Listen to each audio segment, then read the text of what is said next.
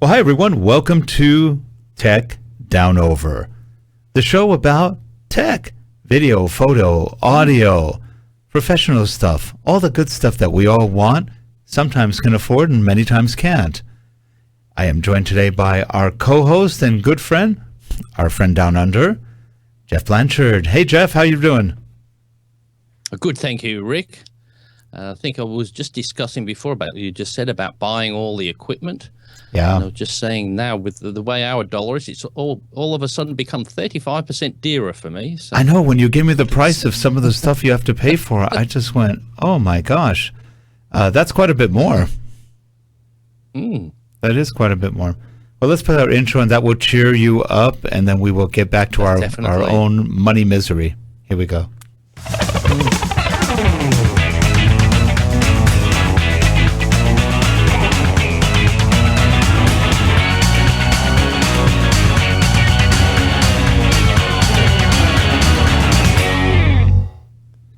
And we are back. You know, every time we play that and it goes, nah, we just start making that kind of it's fun. It just makes so much better. Now it comes through the stream. I love hearing it as well, rather Same than here. seeing the screen go. Because we never heard it. All we would do is see it walk by.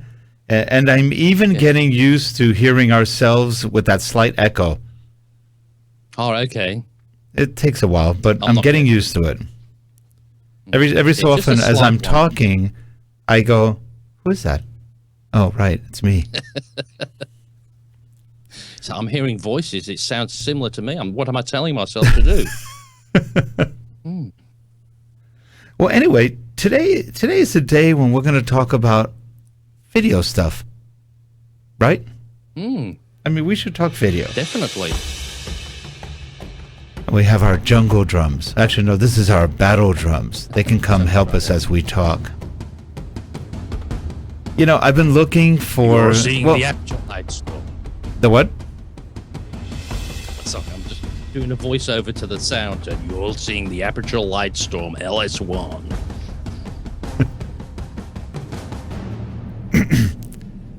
So anyway, because of our tax system, which is completely retarded, we need to buy gear again to offset taxes. I guess it's a good thing, but it's like you're forced to consume when you don't want to, just so you don't pay the government, which ruins and uses your money uselessly. So it's just a great thing. So we're looking at still gear. Got the music going, you know. Oh, I know. Oh, that's better without. I'll bring it down. How's that? That's a bit better, yeah. Let's get rid of that one. It's too violent. This is better. It's a little more gentle. Oh, that's better, yeah. So, though this one's short, but that's okay. Let's talk about cameras, microphones, video cameras, DSLRs. What do we do? Do we buy one? Do we buy two? Do you buy different brands? Each one has different lenses. Do you buy Metabones? Do you not buy Metabones? Does Metabones work as well as a native lens? So many choices. And you know that no matter what you do, it won't be exactly the right choice. So, with that said, what would you buy right now if you had the money? For camera? Camera or DSLR or camcorder?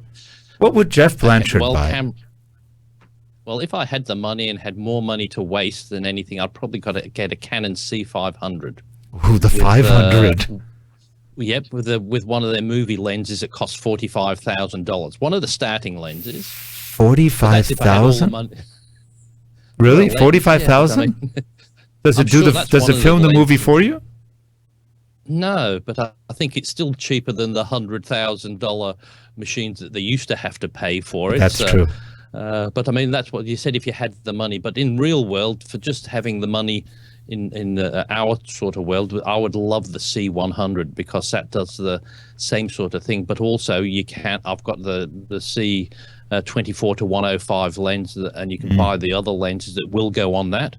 And the thing is, with that, you'll get that great narrow depth of field, which you tend to miss on a normal camcorder. So you're getting the DSL advantages, but also you're getting the camcorder advantages as well, which you don't get with a lot of the normal camcorders. So how do you feel about the C100 not being a 4K camera? Well, put it this way. I sent you a file this week of just a bit of quality I did, a bit of filming I did out in the city. Did you see that? Actually, we have it. Shall we show it? Yeah. All right, here we go. Let's show Geoff's video, which look very nice.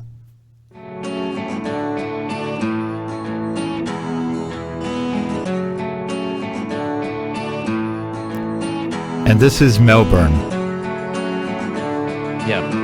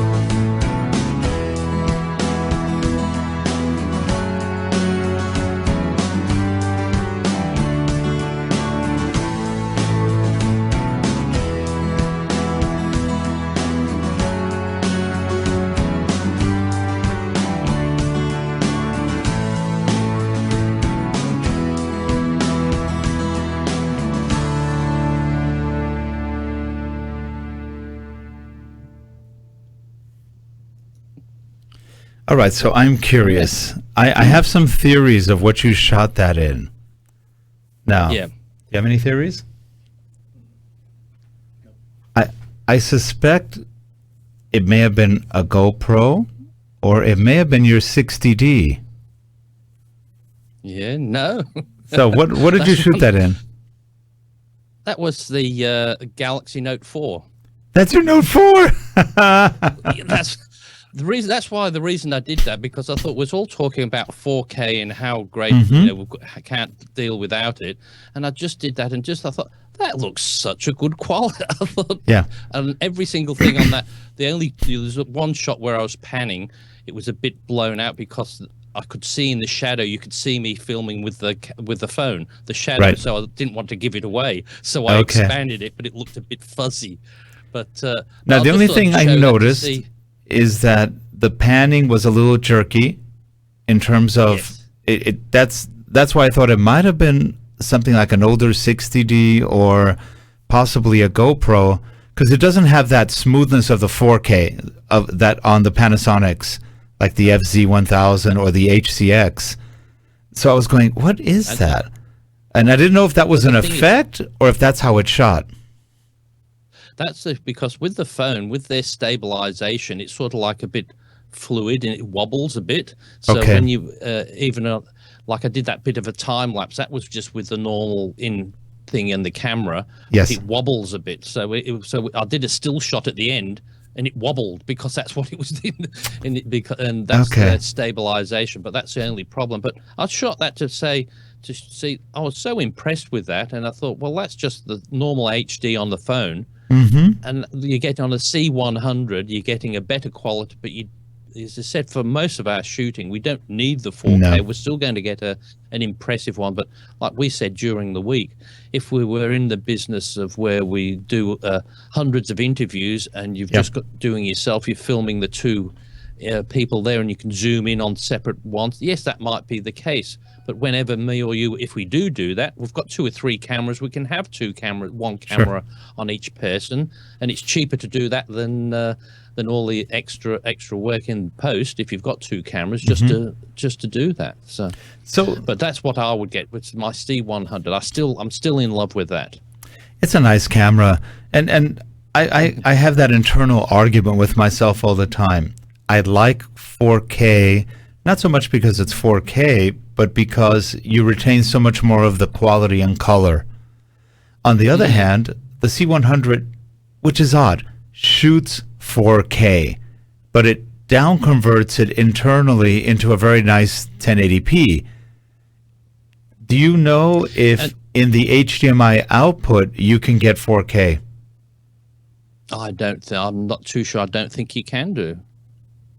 Yeah, so that would be sure, but that would be definitely an interesting thing. Yeah, and now I've just did another little thing last night. Don't know if I haven't frozen that with the FZ1000, and I just went outside at night, and I was just so impressed with that. So I've just got it on my screen. I don't know if you can see my my screen. Can you see that? Looks good. I'll just play that one. It's nothing but just this is I just did last night.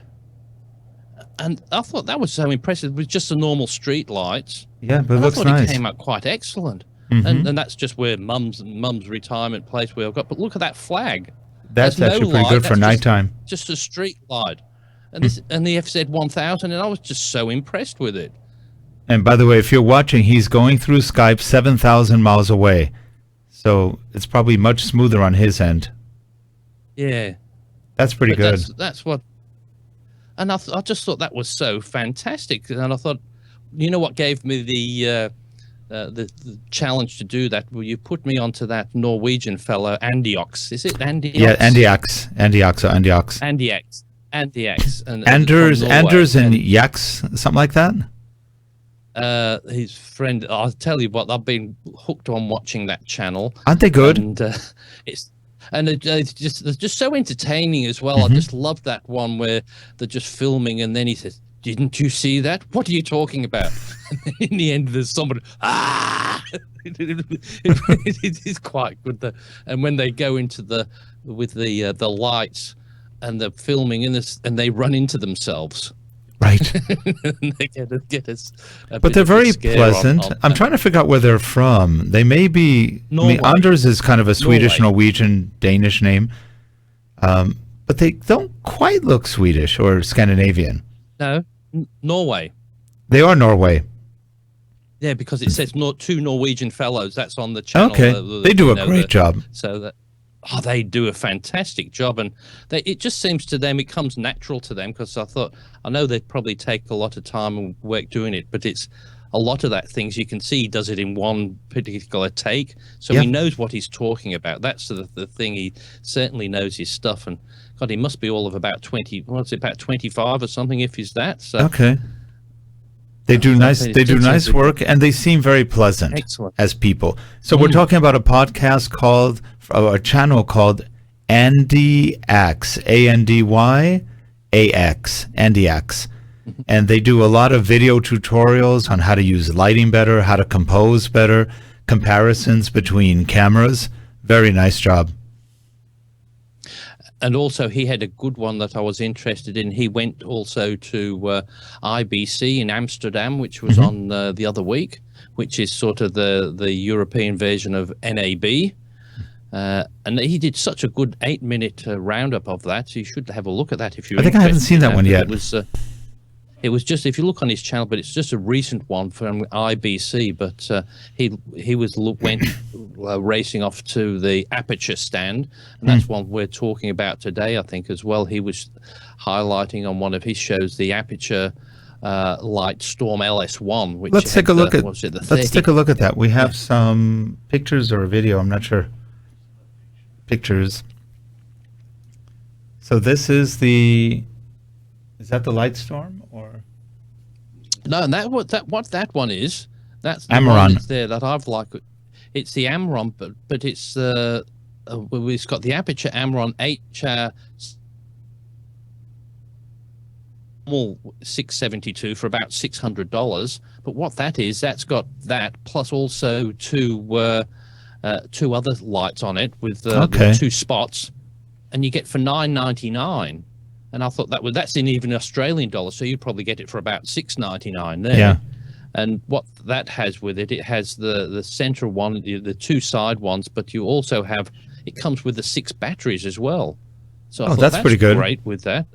And they'll all have the remote control, so you can control 3 lights from the one remote as well if you want to, and has a handy little bag. So I'm getting tempted to have that one because I was looking at that Andy X. And that one where he was doing in the park with the light, that was the HR 672. That was the Lightstorm. On the Gorilla Pod.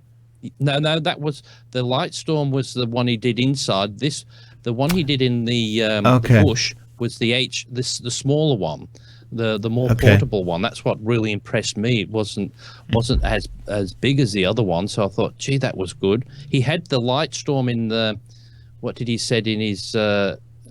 What did he call it? His, I don't know what he called cottage. His place, but he did it in his cottage or something. He did it in the outside and pointed it in the window. That was cool. An excellent morning shot in the middle of the night, which was really cool. So impressive. So impressive. I'm very creative, very creative, and good lighting. Excellent, and it was just a place just to see how different a contrast to the shot it made, just all the different angles and the different things in the lighting, because a lot of people just out there think, yeah, you've got to have enough light so you can see everything. Well, no, that's not all.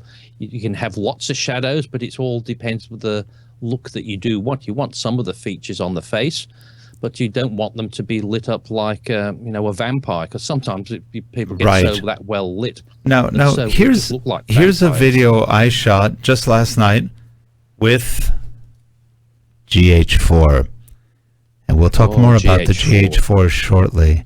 But anyway, the GH4, I did this, I handheld, I was literally just sitting like this and recording. I'm using the 12 to 35 millimeter lens, which is an amazing lens, $900 lens, but it is beautiful.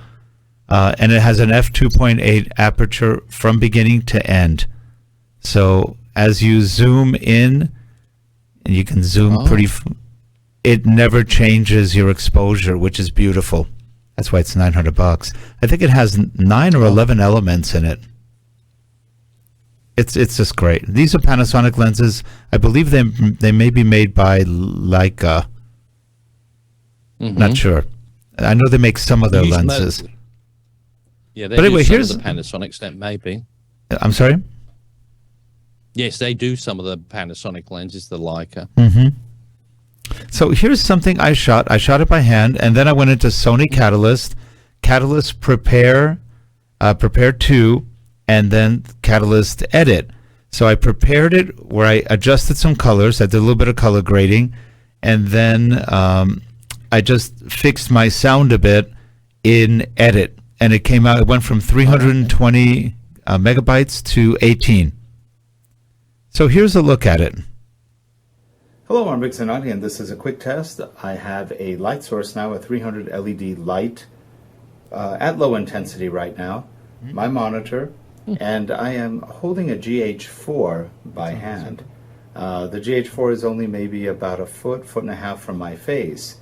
I am shooting with a 12 to 35 millimeter lens, very good Panasonic lens. It's a Leica lens actually, and the GH4 is in movie mode. We are at ISO 1600, and we are at f2.8 on the lens, so it's as open as it gets.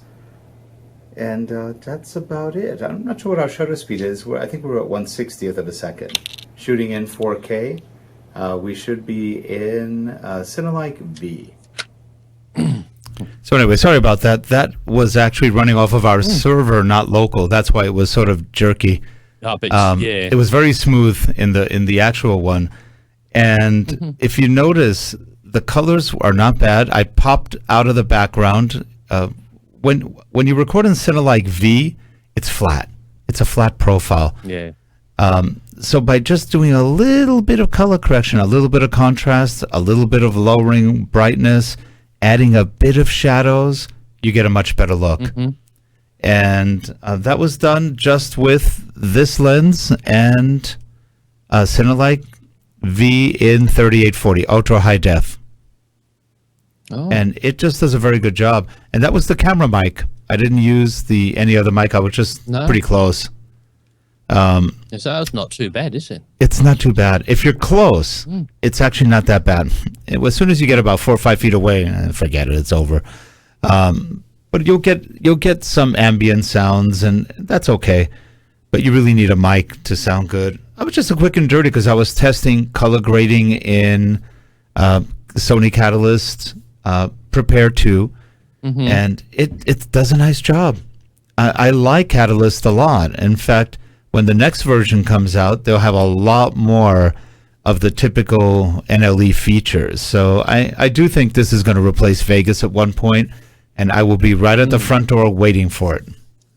So, well, they do a good product as well. But did you see with the Panasonic GH4, the Aperture was talking about those lights? They do have an adapter where you can put on that to focus the camera and change all the settings remotely. Interesting. But now they've also brought out a Metabones adapter that has that incorporated. Oh, that's where that channel was talking about before. That was one of the things he saw at IBC because he's been waiting for it. Because I think we had a look at that. Remember, we looked at that ages ago, I think, where it had the electronic focusing on that, but now it's mixed with the Metabone adapter, so you can put your other lenses on, so you don't have to have that and something else. Right. In fact, that's the Mark IV, right? The Metabones Mark IV? I think it is, yeah, it's on there. But it's just amazing to me that the GH4 seems to be, there's quite a lot of things people are making for it. Like that fella, he went from his 5D Mark II and dumped that for the GH4. And when you see the quality is what he's done before and after on the different ones, the GH4 seems to do a much better job. But it seems to be the camera to go to. But as we said, it's one. Hey, hold on. If there's going to be some replacement out. It wants to talk to you. Pretty fast, huh? Was that? That was pretty fast, wasn't it? So, but it's. I know if it's anything like my FZ1000, I love that, and that would have all the great features of the FZ1000, but without the restrictions of the lens and all the extra features of the DSLR. But I'm just so impressed with Panasonic at the moment with the cameras. I tend to be taking the FZ1000 out with me more because I just enjoy using it so much. So I think what I'm going to be doing is I've been going back and forth. I'm going to get a Sony A7S. I'm going to get a Sony A7R. I could get both of them. Yes, then you're not. And then I said, none of them. or none of them. Because the more I look at Sony, their menu system is putrid. It's horrible. If the Panasonic is better, and I didn't like the Panasonic that much. It's just not a great menu system. Their ergonomics are so-so when you shoot. They're not great. I had the old A7 in my hand the other day, and it was horrific. It was horrible. It felt like crap. It's for a very small person at best, maybe a kid. The A7R fixed that. The Mark II, it's bigger. You have the button in the right place. The shutter release, but I'm not crazy about it. Spending $3,200 for something that has some weird limitations. I don't know. I don't know. And then I started looking. I did something different. You and I are always talking Sony, Panasonic, Canon. Panasonic. And I said, let me look at Nikon, just for the heck of it. Yes. Now, Nikon in the 4K world is non-existent. They have one piece of junk camera that had really bad 4K.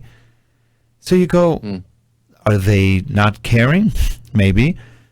And I think I've come to this realization this week, that we're spending too much time looking for the everything camera rather than look for what they do best. And the Nikon D810 is beating the GH4, the Sony A7R II, the Canon 5DR, and a whole mess of other cameras as a picture camera. It just wipes them.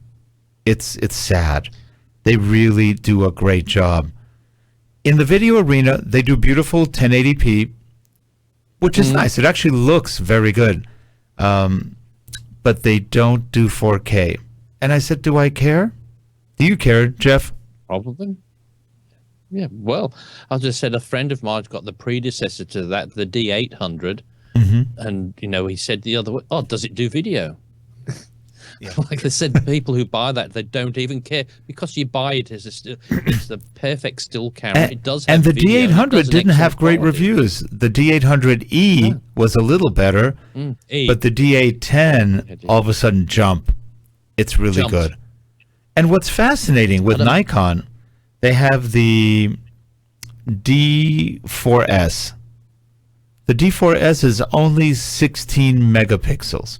That's it. That's their top of the line $6,000 camera. 16 megapixels. That's it. But the reviews are good. Not that great for video. No 4K. And I'm thinking 6K, man, I can get 2.5 D810s for that, and it gets better reviews.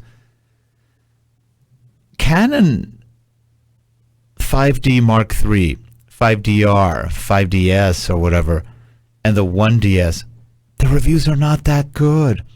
Have you seen the reviews? Their pictures are mushy. When you get into shadows, it's just mush. It's garbage. And then you look at the D810 from Nikon, you look at the A7R from Sony, wow, they look really nice. So, but the only thing then is, what lenses do you buy? Or do you just buy a Metabones that's it. for the Nikon, and then that way you can use your lenses all over the place? I don't know. But to me, I don't know about you, but I know you can get these adapters to make your Canon work on a Nikon or your Panasonic. Yes. But I still have that feeling that one that's designed for that camera will still do a better job. Right. Maybe it's just me, but you would use it, but it's still sort of not quite the same. But it's also as well, not the job that they do, it's just the appeal. Like you said, the A7 and the Nikon looks the part and feels the part. The A7 might do a better job in some areas, but it doesn't look very...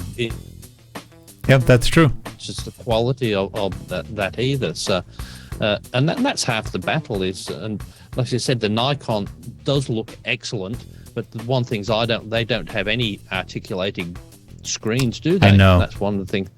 But they do supply a plastic cover that goes over the back of it, so it protects it from scratching, whereas none of the Canon do. And I've seen, as you said, some of the Canon 5 replacement, and they said, well, there's really not much point going from the other 5 Mark II. It's for no. In fact, they're rather limited and poor. Now, okay, if you had a choice, and you could buy a top-of-the-line any other DSLR or the Canon C100, what would you get?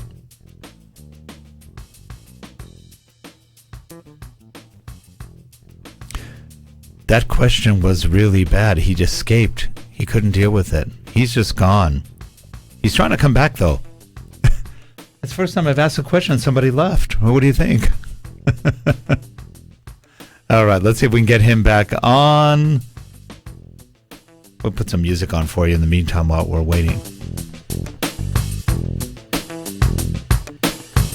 So Geoff is making his way back from Australia. It is 7,000 miles from there to here.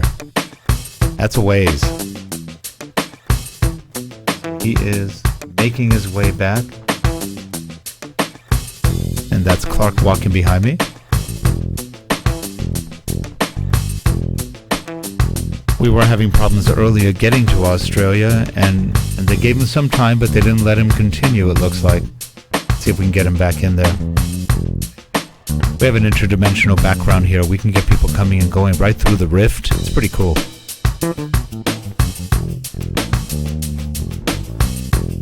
And there he is as an icon. We may have him soon.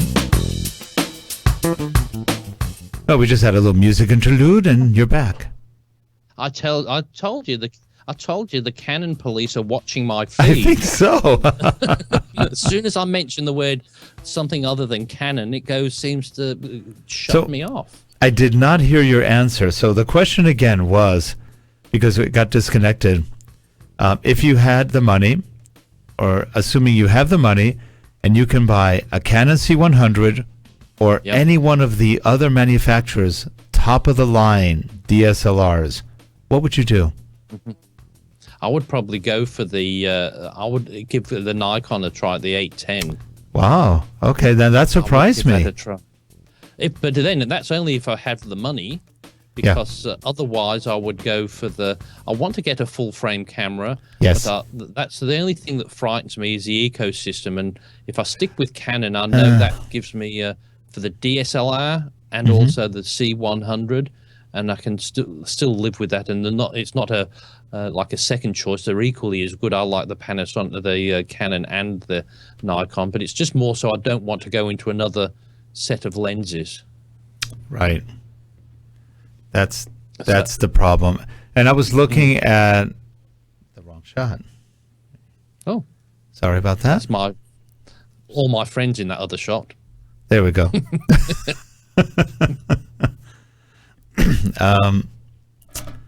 I was looking at Nikon lenses as I was looking at the D810. They're expensive. So at that point, Sigma looks very promising. Well, as I said, my friend who had the 800, one lens he got, the good lens for, cost him $2,595 more than the camera did. I know, and are they that good? Probably. Yes, it is an excellent thing, but that's where I like with the Canon, why I would probably stick with that, is because nearly every other manufacturer supports the Canon lenses, whereas they don't all support all the Nikon. But, well, I suppose if they have the same fit, whereas the Sigma do the same fit as the Canon, don't they? They have Sigmas that fit directly into a Nikon and also Rokinons, and they get very good reviews. So I don't think that's a bad way to go, and you save about, you save somewhere between $500 and $1,000. That's a big difference. But it's just, on the other hand, I've been considering recently. Do you think Panasonic will come out with a full frame? Wouldn't that be interesting? A full frame GH4 would be mind-boggling. They would take over the industry. Because it's the GH4, you can see everybody's using it. You see it so many places. So a full frame one wouldn't be a silly thing. That would be you would think the natural way to go. Yeah. So I wonder, that would be really cool, because then they would have not only the video, but the pictures. And you might have your perfect one camera that does it all. Maybe. Well, thinking about that now, I was thinking, am I a Panasonic person or a Canon person? Well, I think I'm even now. I've got, probably about 3 Panasonics and 3 Canons. So about even. I've got more Canons. I've got 2 Panasonics, the HCX1000 and the GH4. I sold the FZ1000, which I liked it. I have seller's remorse. I think I still miss it a little bit. But oh well. I did You've get got the that. GH4 to compensate. Yes. I have slept with this machine for the last 2 weeks. It doesn't leave my side. I have been taking lots of pictures, videos, just testing it. I'm very now familiar with all the controls to the point it's very much a part of me. I love my GH4. But as I'm looking at Panasonic, I started thinking, maybe I don't want to buy too many other new cameras. I'll buy more Panasonic GH4s. I'm hoping before the end of the year they announce something, because I need to get this before the end of the year. Otherwise, tax purpose goes away, or it'll go to next year's budget. But the C100 is still on my list. Do you find it a concern that it doesn't shoot 4K? No, I don't. No. And even when I saw it in the because the quality of it, you see the quality. They did one a while back on that, even before the Mac. Mm-hmm. Uh-oh. Next to that one. Oops, sorry. You froze. Again. Oh, I don't know what it is with Skype, because I've got plenty of bandwidth. I was checking before. It's just purely Skype. Yeah, probably. Yep. It's also going through. I think one of the issues is that when you go from Australia here, you're not going through a lot of repeaters. You're going through a lot of ocean. That may be one of the reasons why Skype kind of chokes a little bit, because I don't know if they go to satellite or if they just go. They probably have to go satellite. But you've got between you, Hawaii, and here, there's quite a bit of water mass. And here we have a ton of repeaters all over the place. But from there, you don't. So I'm just wondering about that. Have something to do with that, because other times you can get. Yeah, you're really freezing. The feed and on picks. Your voice got 2 octaves deeper, too. No, that's me doing it. I thought it was your.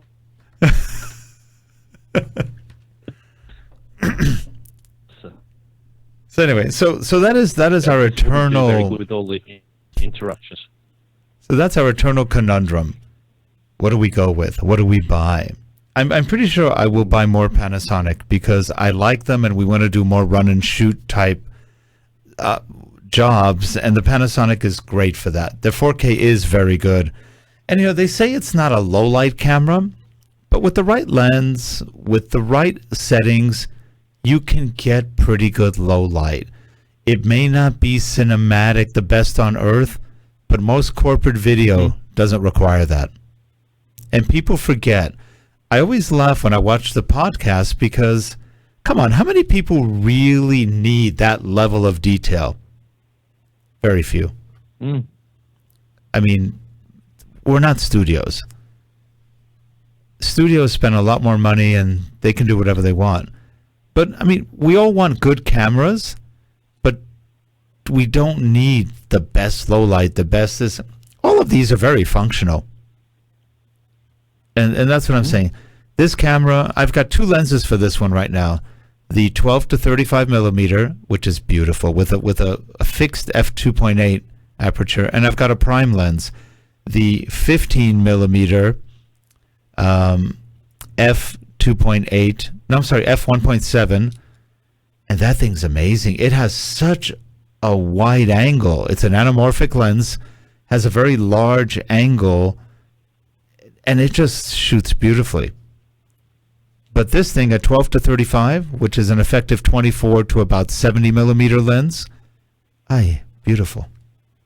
Very good. At first I was going, $900 lens for this little teeny weeny Panasonic? And I went, wow, but it's got great optics. So it's always that choice. But I think I do want the Nikon D810. I think as a camera, it's beautiful.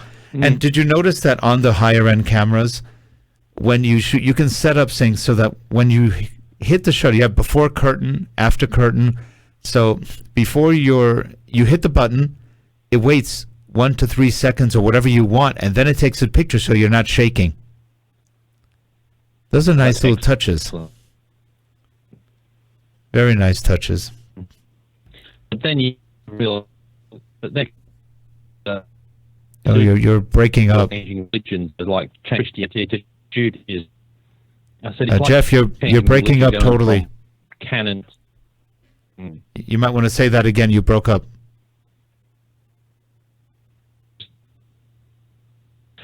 I was saying it's a bit like changing religion, going from Canon. True.